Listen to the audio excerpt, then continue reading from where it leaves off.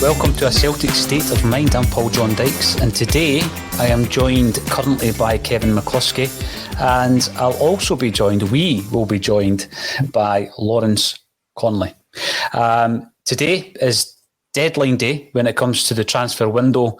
Kevin McCluskie, we will be talking all about that. We'll be talking about the aftermath of the Rangers game, the result, but also it's the first time I've been on since that, and obviously there's been a huge amount of coverage, and quite rightly so, on the scenes that have resulted in video footage being circulated amongst all over the internet, actually, in relation to some of the behaviour of some of the Rangers fans, both outside and inside the stadium. And we're going to have a wee chat about that as well. And when Lawrence is in, we can talk about the ins and outs at Celtic Park. And we'll also talk, Kevin, about us being drawn with our old friends, or is it foes, Ferencváros, because you are pretty well placed to talk all about that. So, top of the show, explain to us where you are and how you've got such a good knowledge of one of Celtic's opponents in the Europa League group stages. Yeah, so I'm actually based out in Budapest. Been here for the last 4 years now, yeah. So... yeah, get to quite a few of the Ferencváros games. Most of them are actually shown live on the TV as well. So I've watched quite a lot of them over the last few years, especially the European games. And they've had a couple of good runs in recent years through the Europa League, and then obviously last season into the Champions League. So yeah, a good side, one that will give us another tough game, just like they did last year. Yeah, we spoke to you in the lead up to that, and you gave us a really good insight, so much so that I think you were the Hungarian football correspondent for every other channel thereafter, and that's fair enough because you've got that insight. It would be fantastic, obviously, to speak to you again, maybe even on the day when we're covering the game. It's a big fixture. We'll also talk about how that fixture's been changed and rescheduled, and how that's a wee bit, really, when you're looking at it, not certainly with the fans' best wishes at heart, but when is it ever so?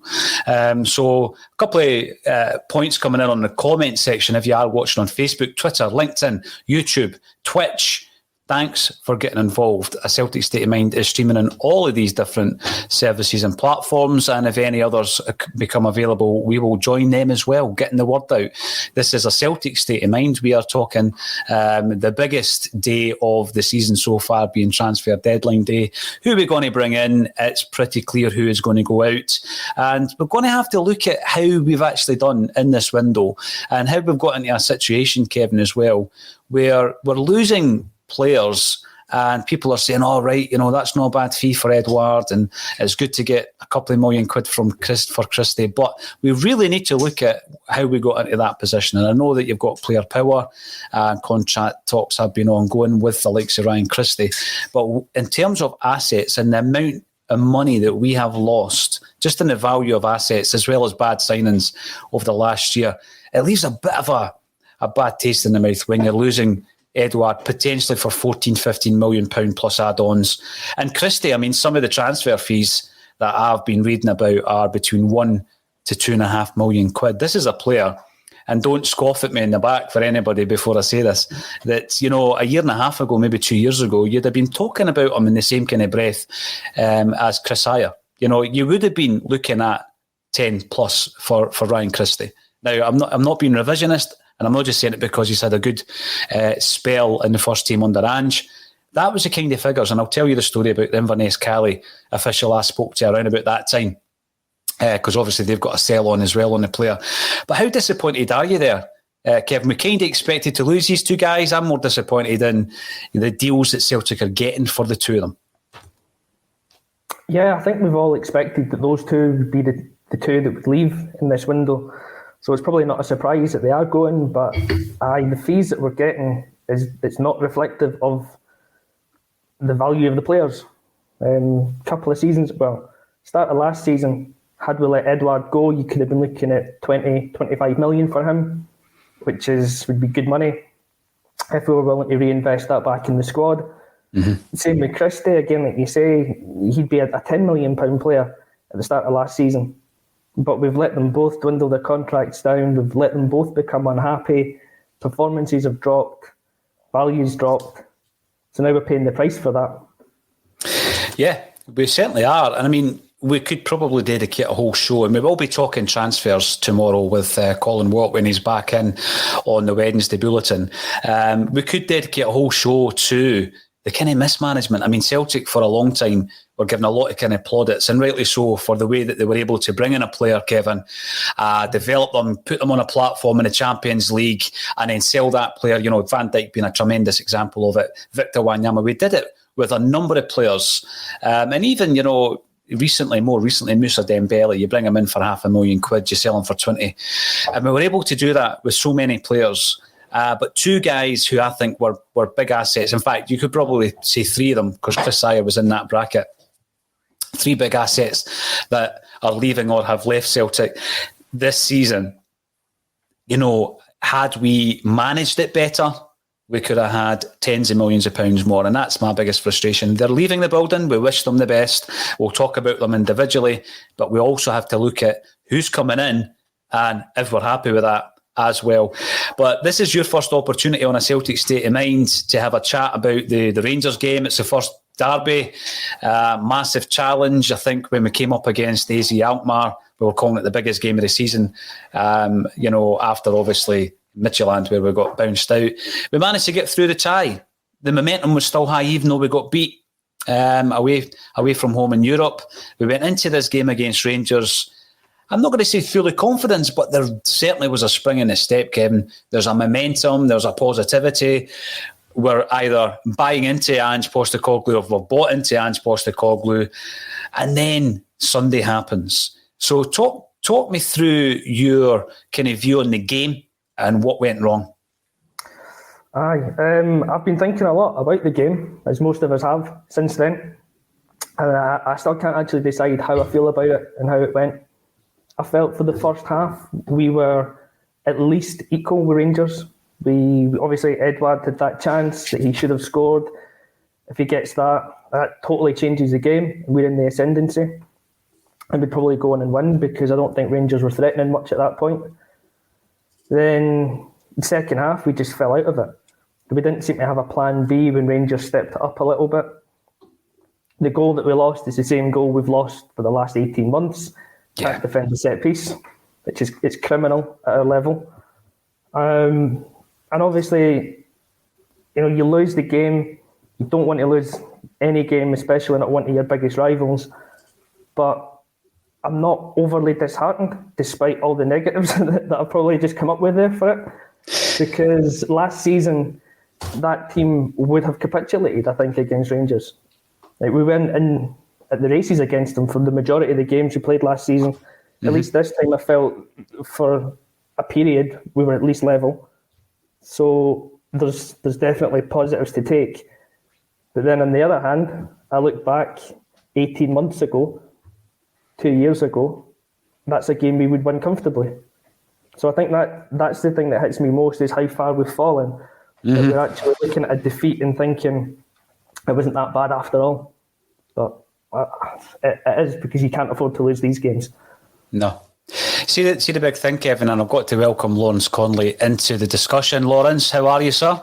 As well I am, sir. How are the pair of the both of yous? Yeah, you're looking well. I watch these dial-ins on the likes of Sky Sports, and people are strategically placing their artwork behind them. David James has always got a different bit of artwork, or when Pat Nevin's on, it's always a copy of his book, front-facing. Lawrence, I hope there's nothing scribbled on that whiteboard that's going to get me into trouble, because my eyesight's so bad. What does it say? We're magic. All right, that's fine. It's just graffiti on the wall. Right. The whiteboard. What? I can't even read that up the cells. Oh, that's fine. It's nice and clean. I thought it was some kind of formula on how to make it work in the transfer market for Celtic today. There doesn't seem to be a formula. There are going to be players coming in, players leaving, Lawrence. But before we get into the nitty-gritty of that, and also talking about our Hungarian opposition who we'll be facing next month, we're having a wee overview of the Rangers game. It's the first time I've been back on since the match day stuff on Sunday. I've not had a time to really discuss the aftermath.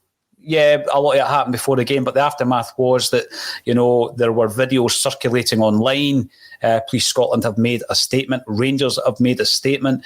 I think the big issue for me with this, and any kind of offensive behaviour, language, abuse has to be called out first and foremost. So on that note, we had an incident last week where, Axon was targeted and one of our contributors was targeted vehemently and incessantly, which is completely unacceptable.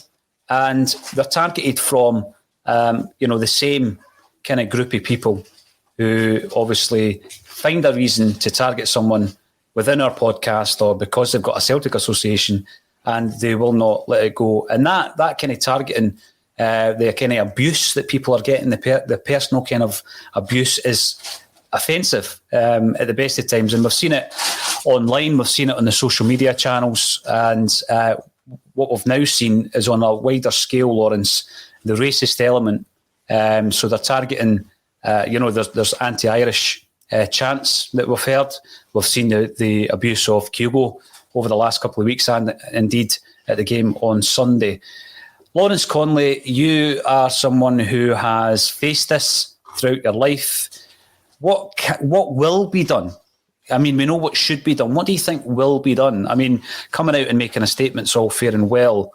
Coming out with a campaign, that's fine as well. But we need action. We need to stamp this out as society as well as out of football. Well, listen, it's definitely a society problem, but, I think the statement's all about, the footage that emerged at the weekend. Well, is that the near 50,000 in Ibrox singing racist songs for almost 90 minutes? Or are they talking about a 30-second clip of about 30 or 40 guys singing it? What's worse here? Because I think that most of the condemnation is about guys singing at Argyle Street. So it's kind of okay if you've got 50-odd thousand. We won't condemn that. Listen, the only way I see it is, I think Tony Haggerty's a big advocate of deducting points to get outside, get out of football stadiums. And, some people say one side's as bad as the other. Well, there was no Celtic fans there. you cannot argue Sunday was anything other than Rangers fans saying that. So what will be done? We've had a bit of lip service. How quickly will the police investigate? I don't know, but you would think that it's not going to be too hard to identify it. Mm-hmm. Rangers have said, if there's any season tickets identified, so I don't know if they're going to supply stadium CCTV. I'm pretty sure there was no Celtic fans. They'll know who they sold all the tickets to. They'll know who's sitting in the seats. Yep. How far do they really want to take it? Or do they want to just say, we won't deal with near 50,000, but we'll just deal with 30 or 40 that's singing in Argyle Street? Most of it's just lip service, to be honest. And you've seen it kind of on social media. Call it out. Weren't invited on by BBC Scotland to discuss it. Listen, it's an anti-Irish problem. Let's not discuss it with people that are representing the Irish community. Let's discuss it with people that don't represent the Irish community. It's a strange way to deal with things. But I think, other than deducting points, what's really going to stop it at football? No, I think it's a good point, Lawrence, because as you say, the issue exists in society.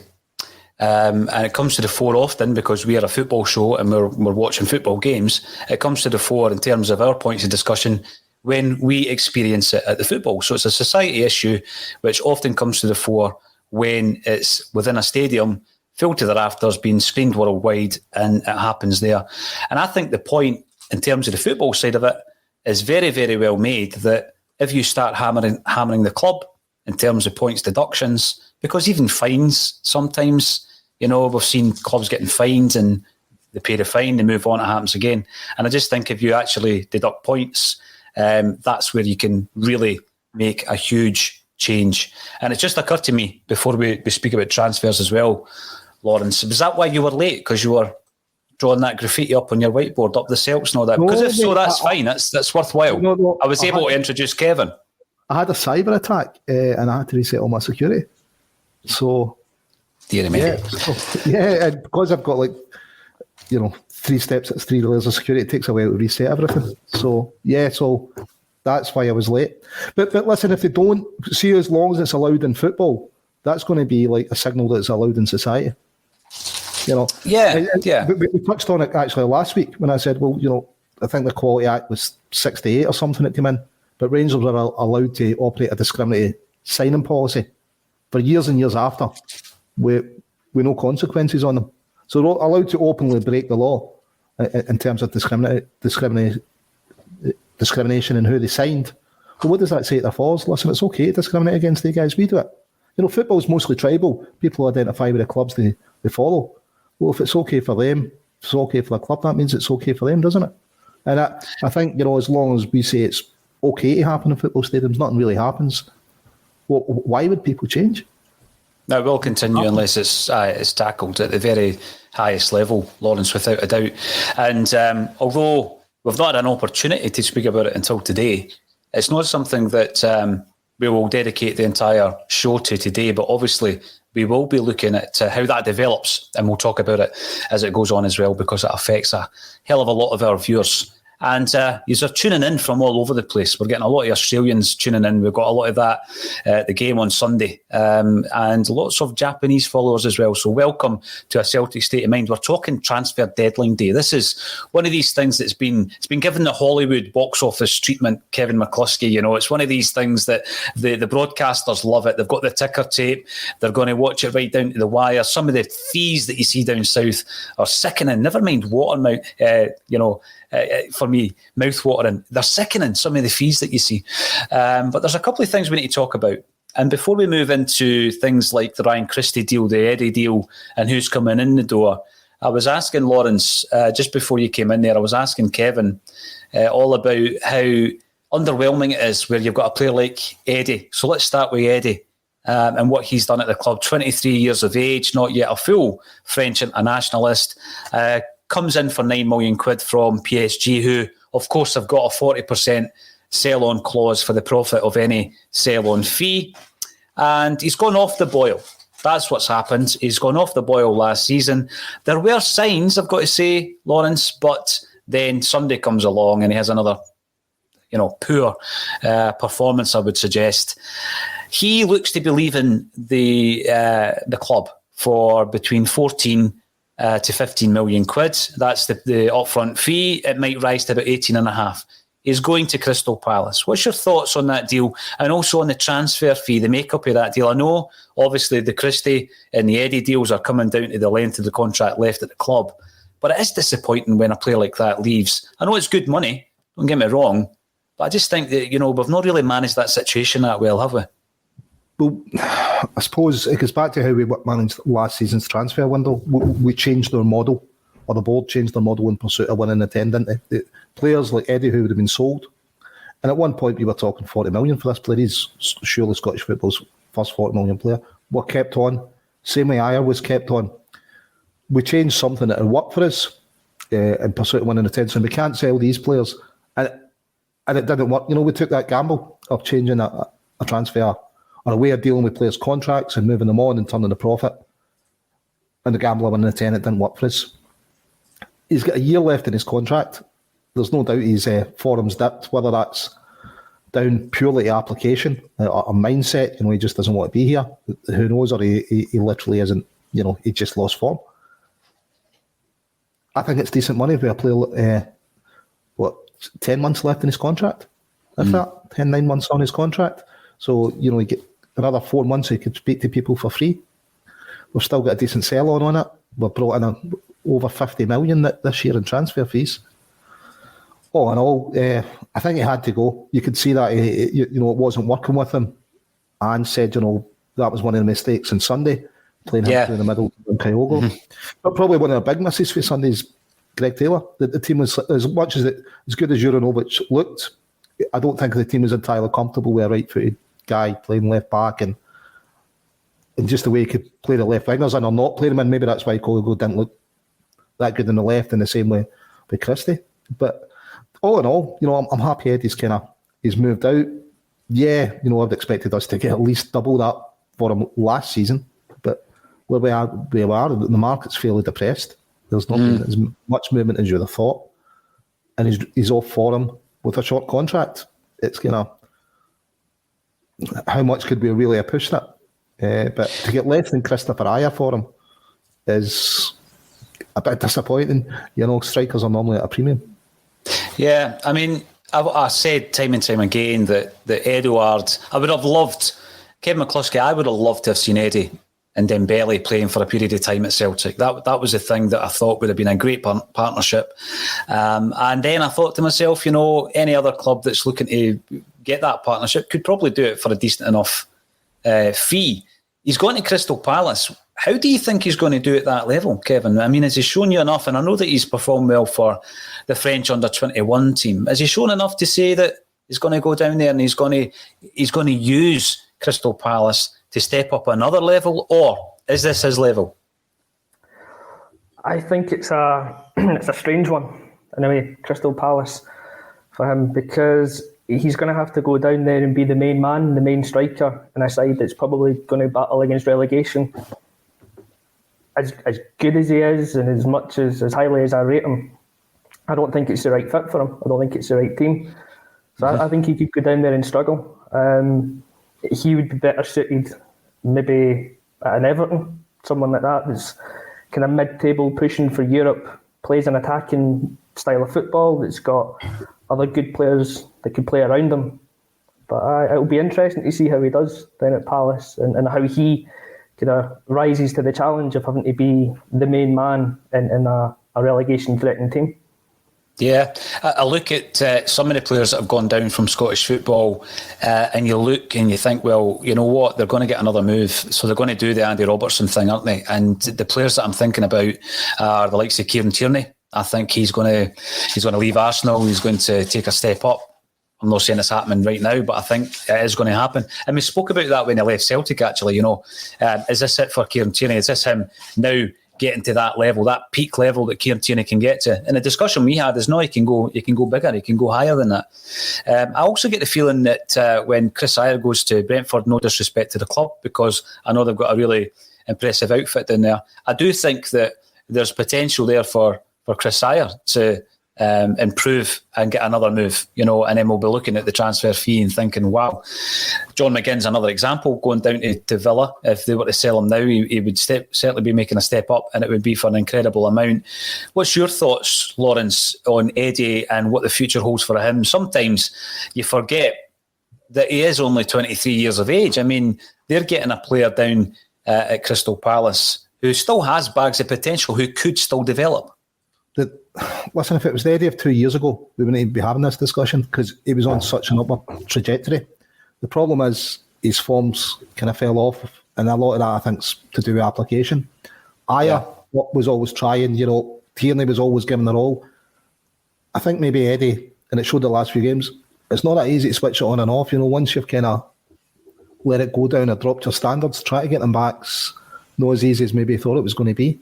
So I think he'll do well for Palace. Could he have got a better team? Well, who else was in for him? Bordeaux. How many bids? I think a few teams have looked at it and went, that boy could have been cracking. But last 2 seasons, his application in games has been somewhat questionable, I'd say.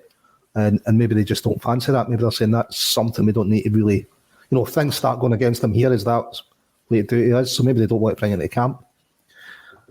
I think he'll score goals down there. And I think he will do better than Palace, but I think it's going to, he's got a lot of hard work ahead of him to get his form back.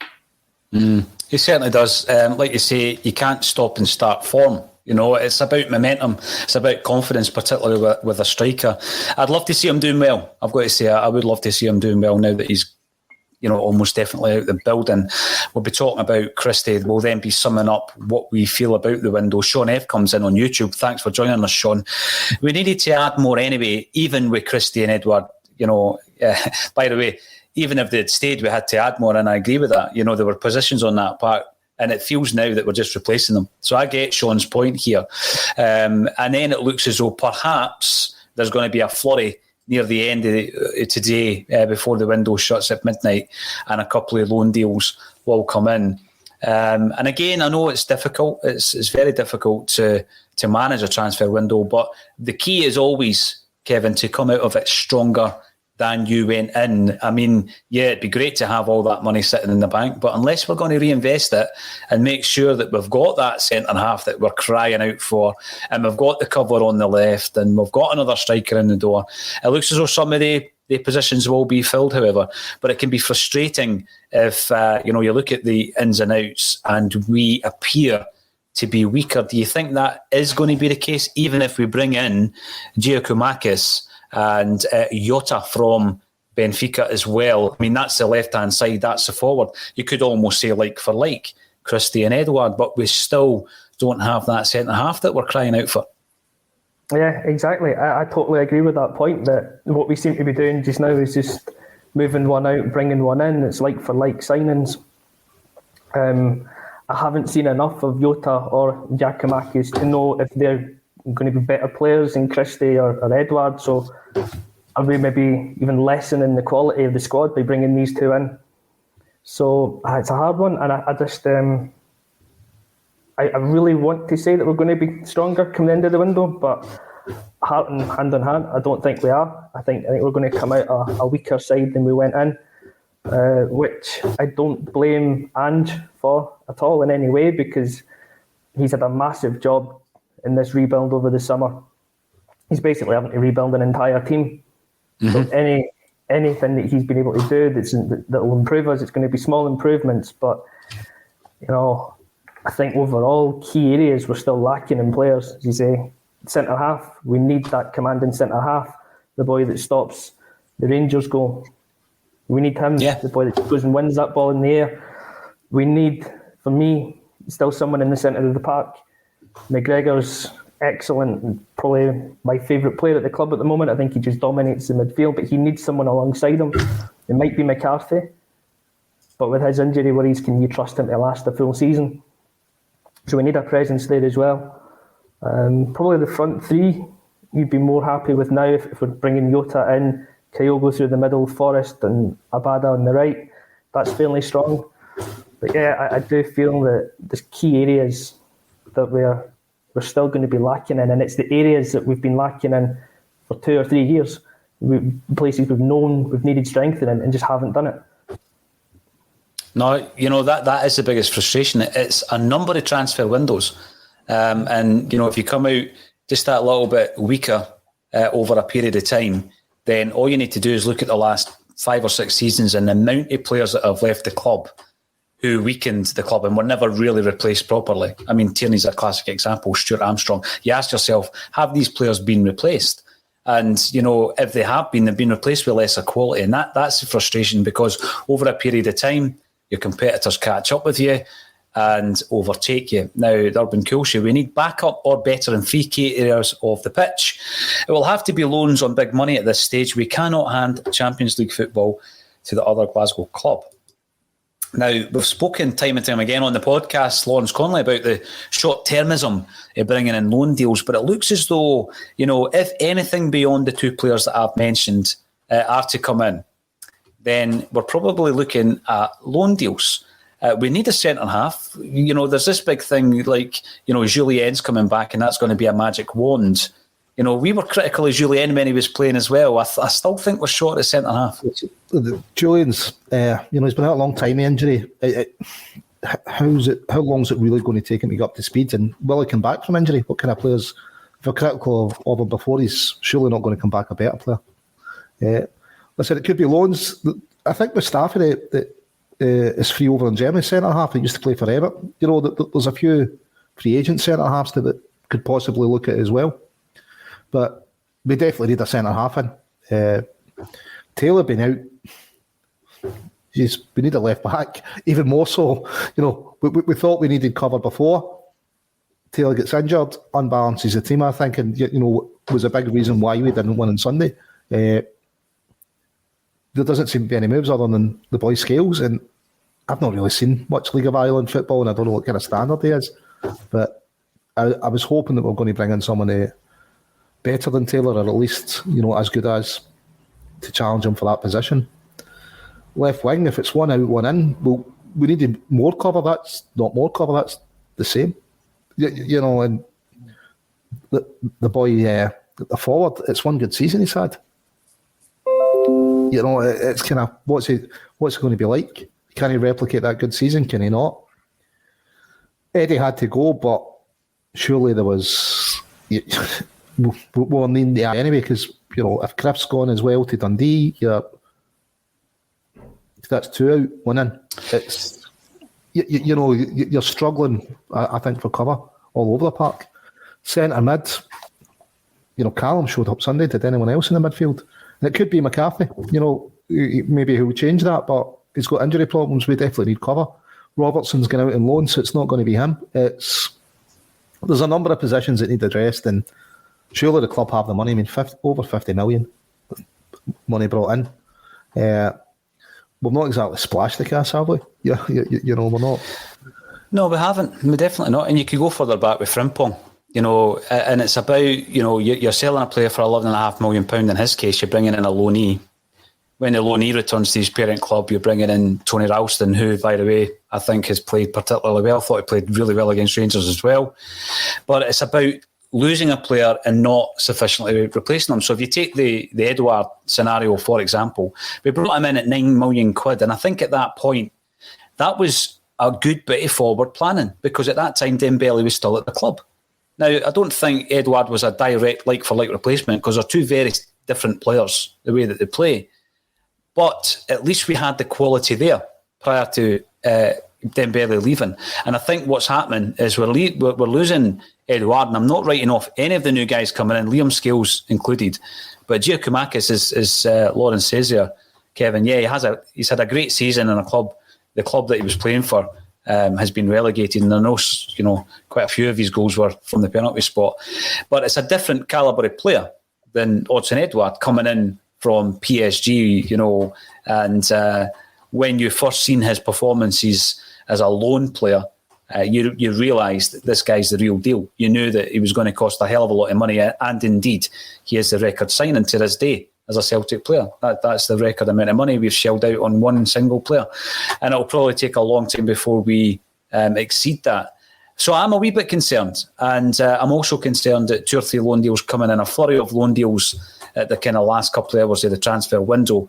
And only then can we really look at it. And we will be analysing the entire window tomorrow. I've had a couple of people in the comment section saying that my picture is blurry.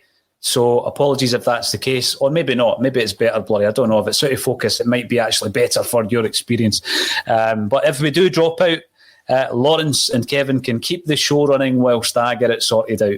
It's those gremlins that Lawrence said at the beginning of the show, creeping into the studio.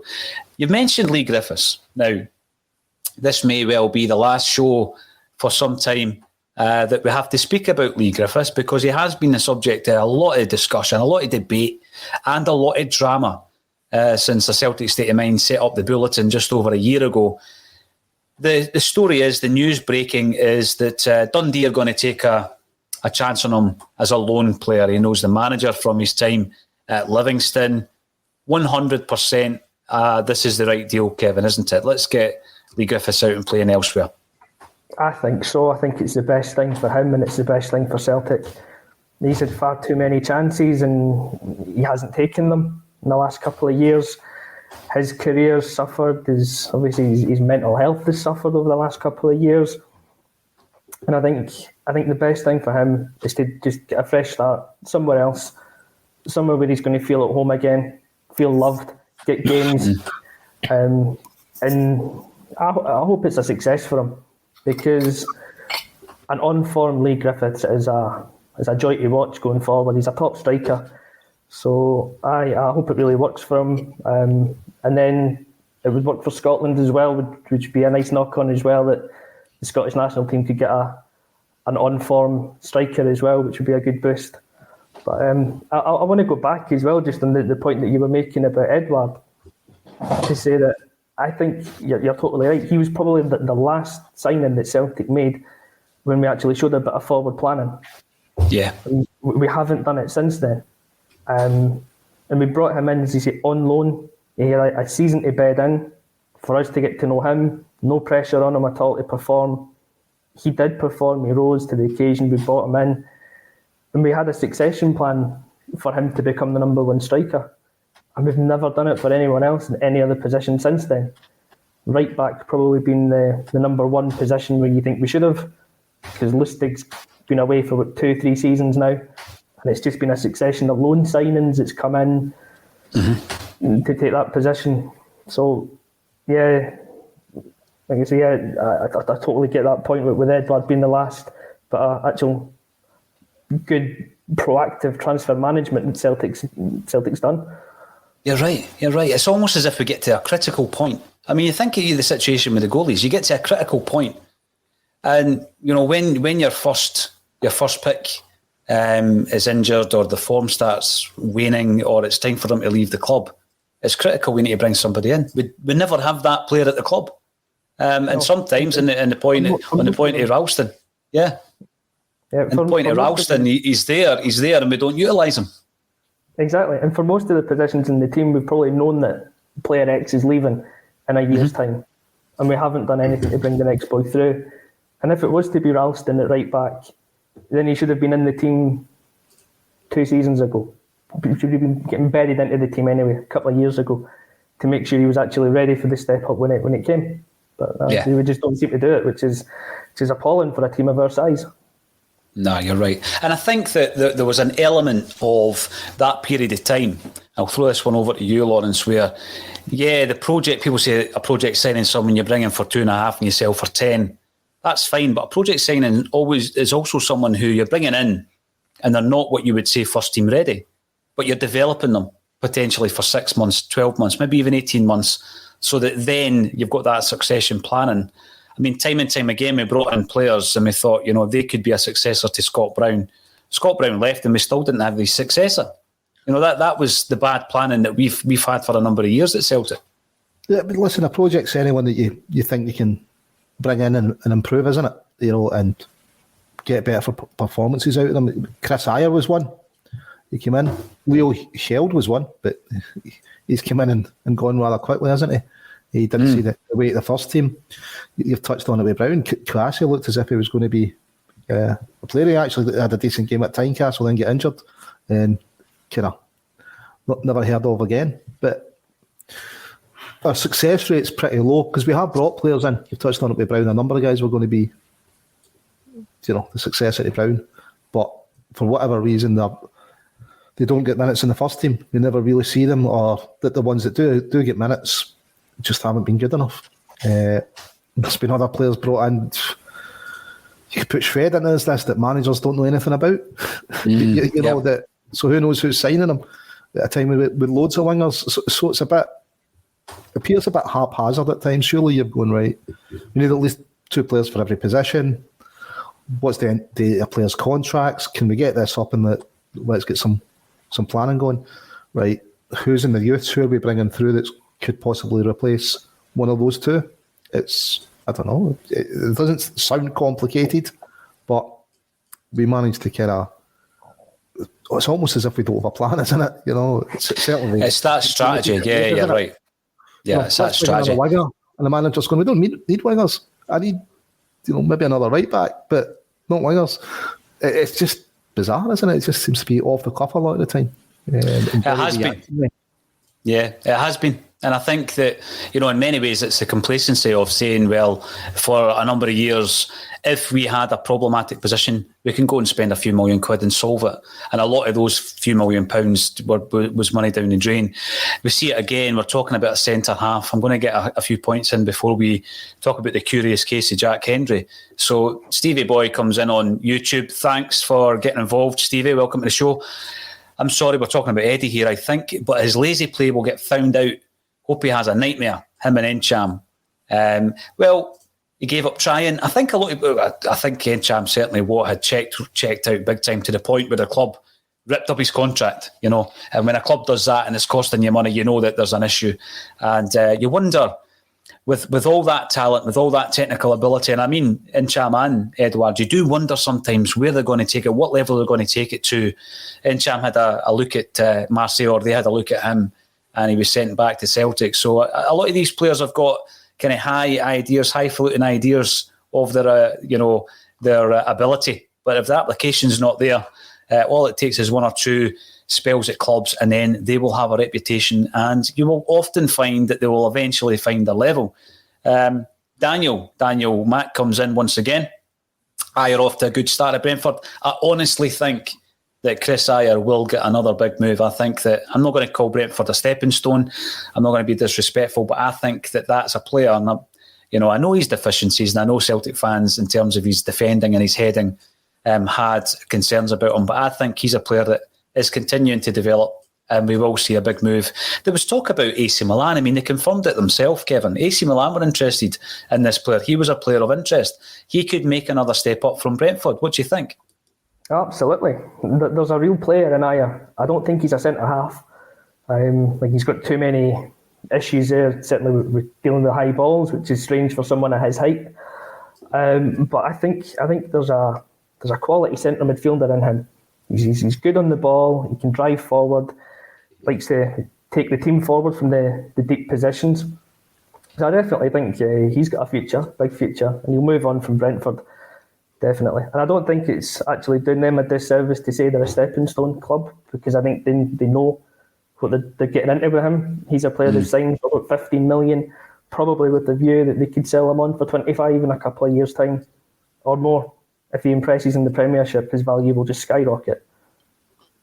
It will be interesting, actually, or maybe not. The word interesting might not be the right one. To look at Kieran Tierney, Chris Ayer, Odsonne Edouard and Ryan Christie's next moves, and then start adding up the deficit. Red Scotland comes in. Jota will be a baller. It certainly looks the part. Lee Griffiths has had his jotters. He's off to Dundee. Well, I suggested that he should go and go to New York with Ronnie Dyler. Lawrence, that's where he played his best football of his career, and he's ended up at Dundee, so he obviously didn't take my advice. Do you think he'll be a success at Dundee? Relatively, yeah. I mean, Dundee's not going to have anyone of his finishing ability, are they? So he's going to be the main striker. He likes being the main striker. What's success for Lee Griffiths these days? I think it's just getting back and getting minutes in the football field and staying off the front pages would probably be success for him. Yeah. I've no doubt he'll get minutes. I'm not too sure he'll stay off the front pages. That's always going to be that concern. And then it gets to the point, he's a 30-year-old footballer, and already, for me, he's on that trajectory. He's on that downward trajectory. He's leaving a club like Celtic to join Dundee again. No disrespect, I've got pals who support Dundee, I wouldn't disrespect them, but he's on that trajectory that we have spoken about when talking about the likes of Anthony Stokes, for example. And it's always, for me, I love to see people fulfilling their potential. I take no joy, even in Cham, I take no joy in any player leaving Celtic and not doing well. I'm very much like the club moves on. The club's bigger than the players, and that's absolutely fine. There's a couple of others I want to talk about, though. And the first one is Jack Hendry. I mean, we spoke on a pretty early pre-season pod about the comings and the goings. It would be interesting, Kevin, this week, maybe if Colin and I revisit what we said was going to happen or what should happen. But one of the players we spoke long and hard about was Jack Hendry. And we were talking about the incoming manager, who at that time we didn't know who it was going to be. We thought it was going to be Eddie Howe. There would be a clutch of players that they could maybe revitalise and resurrect. And we've seen it so often in the past, when Brendan Rodgers came in, he resurrected a player. When Martin O'Neill came in, he resurrected certain players. And Ange Postecoglou's done that, no doubt, absolutely no doubt. But we spoke about maybe guys that we had written off and we expected to leave, and for them to come back and do a Ryan Christie. They've been out there and done so well on loan, and they come back in and they really contribute. And we felt perhaps that Jack Hendry was one of those guys, and we're obviously still needing a centre-half. There's a huge section of Celtic support on this show who said no chance. He's a bomb scare, and they were watching him for Scotland at the Euros, and they maintained that he wasn't Celtic class. Well, he went to Ostend, who had a buyout kind of option on the deal, and it was for in the region of 1.75 million. So off he pops, and I don't think we lose any money on the player. But there's a news story breaking this morning that he is the subject of a £10 million bid from Club Brugge already in the matter of months.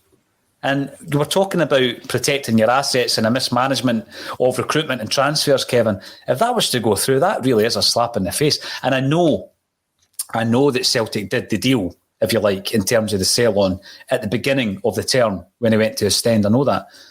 but surely he's still your player. Surely you end the loan deal, you bring him back, because at that time there was a few English clubs interested, and apparently they're going to enter the bidding as well. I mean, how gutted would you be if, we wake up tomorrow and Henry signed for somebody for 10 or 12 million quid? Oh, very, very gutted, I think, because I'd probably be one of the group of Celtic fans who, during the summer, or certainly at the start of the summer, would have been just happy to get rid of Jack Hendry, because looking at his time with us, he underperformed massively, didn't quite manage to step up to fill the jersey. But you say he's gone out to Belgium. Was he not Player of the Year for Ostend? Yeah. He had a decent season over there. We already knew there was interest from English Premiership clubs in him. So it makes a lot of sense that we should have brought him back into the fold here. Let the new man, give him a month, 2 months to kind of run his eye over him, see if he's good enough to make the step up. If not, we'd probably sell him around about now at the end of the transfer window, and we'd still make our money back. I don't think there was actually any harm in us keeping him and just seeing how he progressed. Because he's obviously made progress over there. Yeah. Coming back a more confident player. So it'll be a hard one to take. And it's another one that you say, we've probably seen it all coming before, that this kind of move could happen and we're going to get stung. I know. And, the irony is, I'm saying we need a centre-half, and there he is. There's a £10 million centre-half right there. Snick67 on Twitch. Welcome on Twitch. To be honest, since we haven't really made a lot in it, I don't see us spending £9 million again anytime soon. A couple of things I'd say on that. I think that the fact that we went out and got him showed you the kind of influence that Brendan Rodgers had at that time, didn't it? I mean, he went to the board and he convinced them to break the club's transfer record, which had stood for a long time, best part of 20 years, since we brought in Chris Sutton for £6 million. And they did it. They bowed down to his demands at that time. They brought him in. But I tend to agree with that, Lawrence. A club like Celtic, we have brought in expensive players. Since then, we brought in Julien for £7 million, which was a big buy. We bought in a couple of £5 million players that didn't work out in Barkas and Ayeti. But how likely is it really in the great scheme of things and with this landscape? I mean, we still seem to be buying players in for the £4.5 million, Kenny Brackett and Keogh and Starfelt. And then, Giacomakis, apparently it's a £2.5 million deal. So are those days gone? I think it's down to how much we trust the manager, really. Yeah. It's going to be, if the manager can build the trust and show that he can develop players and sell them on, it then becomes easy to risk that type of money. But it's interesting, kind of Eddie leads on for Henry, because we had a buyout clause in Eddie's deal. PSG couldn't just take him back if we operated a buyout clause. And I think that's the same with Henry. We couldn't just take him back into the fold. There was a buyout clause in that deal, and they decided to activate it. And at the time he signed, I think everybody was happy for Henry to go on loan for a season. There was no one saying, listen, you better keep that boy. He's going to be a player. It just wasn't working for him at Celtic. And after, obviously, we activate the buyout, it's then down to Jack Henry to decide if he wants to go to them or if he wants to stay at Celtic. So, and I could see maybe why, he definitely had happier times there on the football field than he had at Celtic. So you can see why he wanted his move. 100%. Yeah, 100%. And bearing in mind, Lawrence, this was after that horrific knee injury that he got over in Australia. So he's maybe just looking for the right fit, and he found it. And, it's horrible to get a knockback from anybody in football, but that's what it feels like at the moment from Jack Hendry. Yeah, totally. And listen, it's understandable why he'd do it, though. He's maybe looking and going, well, didn't really work for me. Whether he thought he was going to support the development, who knows? Didn't work for me. He couldn't get me out the door quick enough on loan. And now I'm showing a bit of form. You want me back. So it's understandable. And listen, if he gets a 10 million move, I'm sure he's going to go into bigger wages, isn't he? I don't think we were going to all of a sudden push the boat out of his wages if he came back. But who knows if Ange would even have fancied him as a player. I think he's still... Is he in it? I don't think he's the answer. I don't think he's the dominant centre-half we're looking for. Just now, if Henry was in our squad, if he had decided to stay, I would say they're still looking for another centre-half. Yeah. Which Absolutely. He's a bit like Chris Julian and kind of his style of play and stuff. So I'm kind of going, well, that's not really what we need. We need somebody a bit more dominant. But, yeah, I think we do. Good luck to him. He's obviously been over there. He's put the application in. He's made a success of it. I know, a success story of someone who's gone out on loan and found a club that fits his needs. Will McMillan makes the point. Griffiths will have to play through the booze everywhere he goes in Scotland. That was the one thing that surprised me, I've got to say. When we were talking about Lee Griffiths, I thought he needs to get out of Scotland. He needs to get out of this bubble, start afresh in more ways than just in football. But he's in Dundee. So, you know, I do get Will's point. I think he will get a lot of stick wherever he goes. And the Silver Fox reckons that we should have tried to keep Ryan Christie. That takes us on to the question of Christie. So, Ryan Christie, we all know the career in terms of Celtic. We sign him as one of the most promising young footballers in Scottish football. He comes in, he's loaned directly back to Inverness Cali Thistle. Doesn't really get going when he comes back to Celtic, so he's loaned out to Aberdeen. And very much like the Jack Hendry deal, nobody would have had any quibbles if, you know, Christie's Aberdeen loan deal turned into a permanent one back then. You know, I don't think anyone was you know, just basically one of the players like Scott Allen. You bring him in, he's a young potential future player for Celtic, and it doesn't work out. But he comes back to the Celtic side, and he comes in for that game at Murrayfield, and he then, you know, it's quite clear that he's worked in terms of his own physical strength. You know, he developed massively physically and as a player, Kevin, and he went on a run of form where he was one of our best players. And I think that the one story I keep going back to, because you can't forget some of the important goals that he scored, you know, in cup finals, for example, even just last season. And the story I always go back to, when he was at the kind of peak of his form for Celtic, I spoke to an Inverness Caledonian Thistle official who had been speaking to Peter Lawwell about whether or not there was a likelihood that Ryan Christie would be leaving the club. And he was interested because Inverness Cali had a 15% sell-on the transfer fee. And he was trying to figure out how much Ryan Christie would cost in the market. And I was trying to be pretty kind of sensible about it. And I think I said something along the lines of 12.5 million quid or whatever. And if you were doing really well, it would maybe push up to 15. And this guy, who's an official at a football club in Scotland, was like, no. They'll get more than that for him. You know? And that was back then. So how disappointing is it now? Fast forward, yeah, he had a poor season last season. Show me a Celtic player who didn't. That we're going to be losing him and the contracts ran down. Or do you say, you know what? We're going to lose him in January for nothing. So take the couple of million quid and run. I just think he is the player that I think could flourish under Ange had he stayed at Celtic, but it's looking unlikely. What's your thoughts, Kev? It's really disappointing, I think, that he's leaving.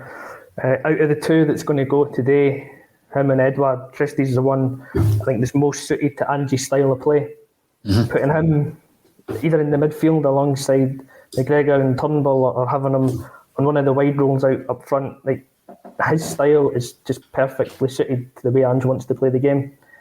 And you know that when Christie's on form, he's one of the top players in Scotland. You say the amount of big games that he's scored goals in cup finals, semi-finals, he'll be a big miss to us, I think. And it's massively disappointing that we're going to lose him for, you say, 1 million, 2 million, when, you know, if you'd sold him last season, you're going to get 10 times that maybe. If you tie him down on a longer term contract just now, you can sell him for 10 times that, or you can keep him in the team, you keep him happy, and we're a stronger team for having him. So for me, he'll be a big loss. His energy will be a big loss to that midfield. You know, there's a lot of comments going through. I'd get that he blew hot and cold, absolutely, and none more so rather than last season. And I also don't think it was his best performance at the weekend. Some have suggested that he's not turned up against Rangers yet. Absolutely take all of that into account. But I think what we've seen enough of this season is that Ange can get a tune out of him. You know, he does seem to fit Ange's style. I think the biggest error, and he's admitted it himself, Christie should have been playing out left at the weekend, 100%. You know, he's played so well out there. Hugo should have been through the middle. But it's almost as if we've kind of set up to accommodate Edouard, and it didn't work out, and that's just the way it is, and that's why we've not won the game. Christie's moved just for the money. A lot of players, absolutely, they will do that. But I think also, though, when he was at the top of his form, when he had a fair length of time left on his contract, and when I spoke to the guy who was interested in the sell-on fee, it's at that point that you look at the player and you say, well, you know what, you're not one of the best paid players at the club, because we know that he's not. And it's at that point that you give him a new deal. So again, a wee bit of complacency, maybe another legacy issue. The Jack Hendry thing's a legacy issue. There's nothing that the CEO could really do about that coming in. You can't really do much about the Ryan Christie thing unless the manager convinces him to stay. Lawrence, he's going to be a big loss, though, I think, judging by his form so far this season. Listen, definitely, but as far as I know, Christie's had a number of offers to put to him. If a player doesn't want to sign, you can't force him. What really worries me is about letting him go for $1 million or $2 million just now. We're so short of players, and he's one of our informed players. He's making so much happen for us. I think it's really short-sighted. We should be going, just take that hit, let him go for nothing. January transfer window. We need his performances between now and Christmas, because we are so short on the left-hand side. Portuguese boy comes in. We already needed cover. It's just a replacement. We don't know how good he's going to be. I would have kept Christie and just said, look, keep your $1 million, your $2 million, whatever. We're going to keep him to January transfer window. And yeah, he might get himself a better move, because he is actually playing, he's playing a lot better this season than he did last season. Mm-hmm. So maybe it's something maybe Ryan should have considered. If I stay here and play another 4 or 5 months like this, what clubs are going to be interested in me then? Yeah.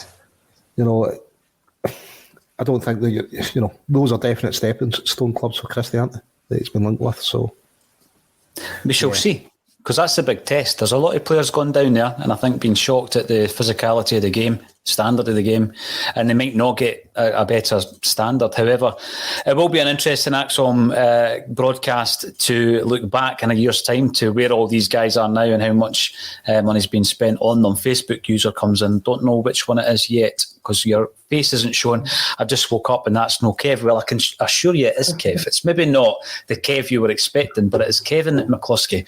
Kevin McCluskie, a Celtic fan from from the central Scotland area, but he is definitely our Hungarian football expert and correspondent, and we thought it was about time he came back on, Kevin. We had a wee chat at the beginning of the show, but we'll certainly end up by doing a deep dive into Ferencváros. It's been a wee while since we saw them up close and personal. That was one of the first signs for a lot of people. I say this for a lot of people last season, that we had big issues, big problems with things like defending, and big issues with goalkeeping and being able to get the job done. That was the game where we started without a recognised striker up front, etc. A lot of Celtic fans knew there were issues before then, absolutely, and credit to you for spotting it. But a lot of Celtic supporters last season were looking at that Champions League result and thinking, we should have beat that side. But we spoke to you that week, Kevin, and you give us a lowdown of Ferencváros. Who are we going to have to look out for when the clubs meet? And it's the 30th of September, the first leg at Celtic Park. Interestingly enough, at 3:30 in the afternoon. So who are we looking out for this time round? They've made a few changes since the last time we played them. So there's a few new faces to look out for.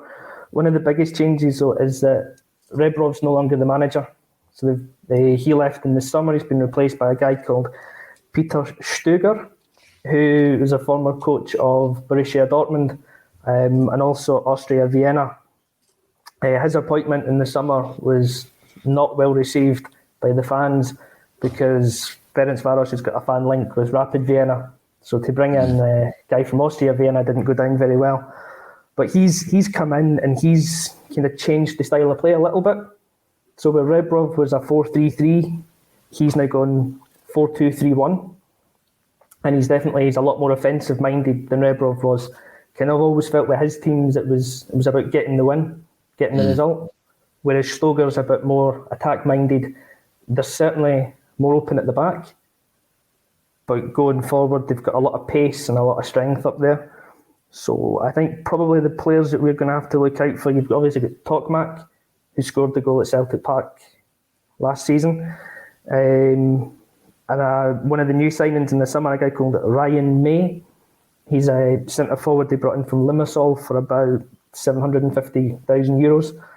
He plays at kind of centre forward and outside right position. Got a couple of goals at the weekend. Very strong, pacey, plays off the shoulder of the last defender. A little bit like Kyogo, I guess, in that style, and kind of very dangerous in front of goal. So I think probably that's your two key men. Actually, May only got the one at the weekend. It was Mac who scored two. Sorry, correct myself. He plays off the left of the front three. He's a guy that came in last season. He's had a year to settle in. The front three are all kind of very similar. They're interchangeable, move around very well, pulling defenders out of position. So the front three, Mac, and May are definitely the three to look out for. Will you come back onto the AXOM Bulletin before the game? We'll have another wee chat with you, see how you are getting on. Yes, I'll definitely come back on before, if you'll have me. Good man. Lawrence, always a pleasure, even when you've scrolled graffiti on your whiteboard before you came onto the broadcast and it kept you late. Sorry for any connection problems. A few wee gremlins trying to take us off air, I think. But thank you all for the 1,500 of you that tuned in live there. And for everybody who is going to be watching this non-live after the event on YouTube, etc. If you're not already subscribing, please do so. Today's the last day you can win the Fratelli's Platinum Disc, which is just over here, over my shoulder. This was presented to John Fratelli. That was presented to John Fratelli for 600,000 sales of Costello music. So, yes, if you want to win that, get subscribing on the YouTube channel. We give away prizes every month, sometimes every week. Thank you all for tuning in, and thank you to Kevin McCluskie and to Lawrence Connolly for joining me on A Celtic State of Mind.